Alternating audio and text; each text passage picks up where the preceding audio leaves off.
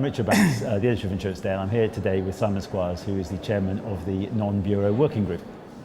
Simon, welcome to Insurance Technology Congress 2012. Thank you very much. Can you give us a little update on how the e-accounting project is going? I know that there have been some developments recently in the marketplace, and the project is clearly gaining momentum. Can you give us a little update on that? Yeah, sure. It was quite interesting because it was this time last year at the ITC when it was a relatively new idea. ACE and ourselves have been approached by Aon and Willis as the pioneers of this technology, and we were really working with them to deliver. Yeah.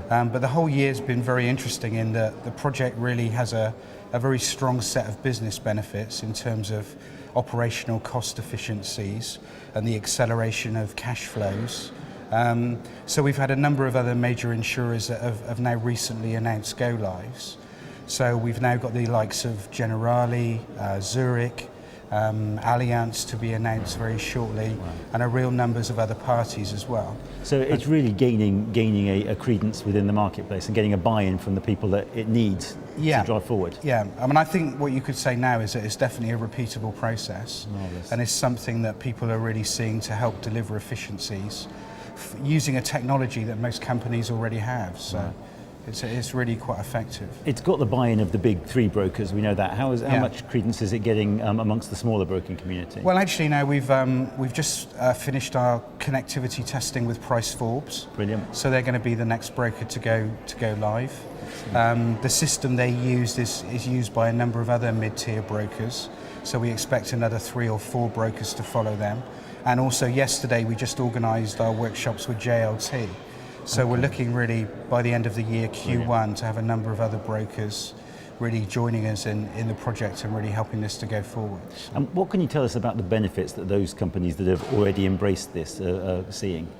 I think really it's just moving us away from a paper and spreadsheet and email world where there were many queries, there were lots of differences in the data.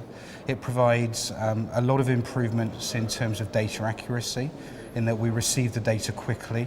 We then have the ability to deal with any queries with the underwriters while the files are still on their desk, rather than 3 or 4 months later. And also there are side benefits, which are big ones, which also accelerate the cash flows between the parties and also help us to reduce the number of queries and the number of outstanding items and unallocated cash. And does that then feed through to benefits for the customers as well? Yeah, I mean, we have examples where we've worked with big clients that have captive reinsurers. So if we're collecting the money earlier from the brokers, we can then onwards pay the captive insurers.